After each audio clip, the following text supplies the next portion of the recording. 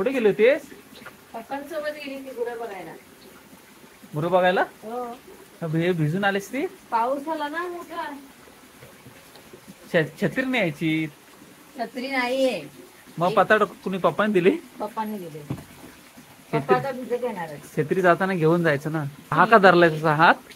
हा, मला एक आंबा भेटलाय. आंबा भेटलाय? हा काय, खोबऱ्या आंब्याचा आंबा भेटलाय. खोबऱ्या आंब्याचा? हे खोबऱ्या आंब्याचा आंबा आहे? मम्मी इकडे ये. हा खोबऱ्या आंब्याचा आंबा आहे? हो, खोबऱ्या आंब्याचा दाखव दाखव. तुम्ही खाऊन टाकाल? बघू तर थांब. एवढ्या पावसात भिजून आणलंय. दाखव दाखव. नाही, खाऊन टाकाल तुम्ही. बस जरा बस. ती भिजलीस ती बस. असंच बघा. असंच काय बघा? दाखव बघू दे. असंच बघा. दाखव. हे खोबऱ्या आंब्याचा आंबा आहे? हो, खोबऱ्या आंब्याचा आहे.